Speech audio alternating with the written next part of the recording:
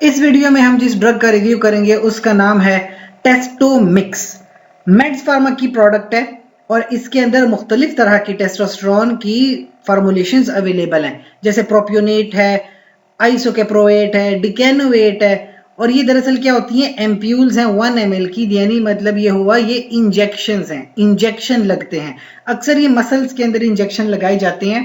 तो देखें, जरा इस बात को समझिए कि टेस्टोस्टेरोन बेसिकली होता क्या है। ये दरअसल मेल हार्मोन होता है। इसका मतलब ये हुआ कि मर्दों में जो सेकेंडरी सेक्सुअल कैरेक्टरिस्टिक्स है उनकी डेवलपमेंट करना टेस्टोस्टेरोन का काम है। अब सेकेंडरी सेक्सुअल में आता है, जैसे चेहरे पे दाढ़ी के बाल आते हैं, स्पर्म की प्रोडक्शन होती है, टेस्टिस की डेवलपमेंट होती है, ये सारे काम टेस्टोस्टेरोन हार्मोन के हैं। अगर किसी पेशेंट को टेस्टोमिक्स के इंजेक्शन प्रेस्क्राइब हो रहे हैं, इसका मतलब ये हुआ कि उस पेशेंट में टेस्टोस्टेरोन हार्मोन की कमी है। इस कमी से एक तो प्यूबर्टी डिले हो जाती है, ऊपर से टेस्टिस प्रॉपर डेवलप नहीं करते हैं। इसकी वजह से फिर स्पर्म काउंट कम हो जाता है, जिसकी वजह से मैरिटल लाइफ में प्रॉब्लम्स हैं, सेक्सुअल प्रॉब्लम्स हैं, फैमिली लाइफ डिस्टर्ब होती है, पर्सनल लाइफ डिस्टर्ब है, सोशल लाइफ बहुत ज्यादा डिस्टर्ब हो जाती है, इंसान साइकोलॉजिकल पेशेंट बन जाता है। तो ऐसी प्रॉब्लम्स को ट्रीट करने के लिए फिर टेस्टोमिक्स के इंजेक्शंस लगवाए जाते हैं, जो कि मुख्तलिफ तरह की बीमारियों में इस्तेमाल हो सकते हैं। एक बीमारी होती है जिसको कहते हैं हाइपोगोनेडिज्म।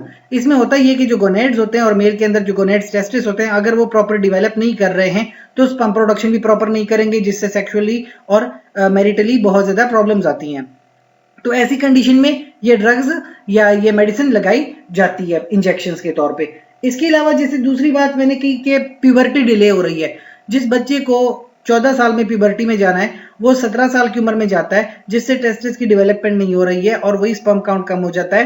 तो प्यूबर्टी डिले है, इस तरह की कंडीशन में भी टेस्टोमिक्स के इंजेक्शंस लगवाए जा सकते हैं। अच्छा, कुछ मर्दों को एंड्रोजन्स की कमी हो जाती है। एंड्रोजन भी मेल हार्मोन्स को ही कहते हैं, तो एंड्रोजन डेफिशिएंसी में भी इस तरह की हार्मोन्स को इंजेक्शन के तौर पे लगाया जा सकता है। खवातीन में देखा जाए तो कभी कभी ब्रेस्ट कैंसर हो जाता है और वो सर्जिकली ट्रीट नहीं होता।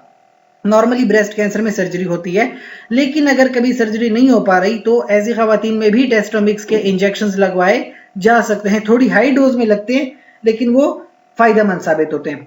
अच्छा, लोगों की कुछ शिकायत भी होती है कि जब वो इस तरह की इंजेक्शंस लगवाते हैं तो उसकी जिस्म पे बहुत सारे दाने निकल आते हैं, अजीब अजीब किस्म के ख्वाब आते हैं, बिहेवियर बहुत एग्रेसिव हो जाता है, गुस्सा आने लगता है, बाल झड़ने लगते हैं। कुछ लोगों का कहना है कि उनका कोलेस्ट्रॉल लेवल बढ़ गया है, कुछ कहते हैं कि ब्लड प्रेशर बढ़ गया है, नींद नहीं आती, मर्दों में प्रायपिज्म जैसी बीमारियां हो जाती हैं, रैशेस पड़ जाती हैं और सिबोरिया भी हो जाता है, यानी कि डैंड्रफ आ जाती है, फंगल इन्फेक्शंस हो जाते हैं।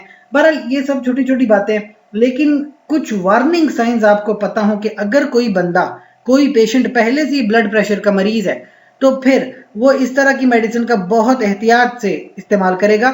इसके अलावा अगर किसी को प्रोस्टेट कैंसर है या सस्पेक्टेड है तो फिर वो कतईन इस ड्रग का इस्तेमाल ना करे। खवातीन भी प्रेगनेंसी में इस ड्रग का इस्तेमाल बिल्कुल भी ना करें। इसके अलावा अगर कोई सवाल है कमेंट सेक्शन में पूछिए, साथ ही इस चैनल को लाइक करें, कमेंट करें, शेयर करें, सब्सक्राइब करें। शुक्रिया।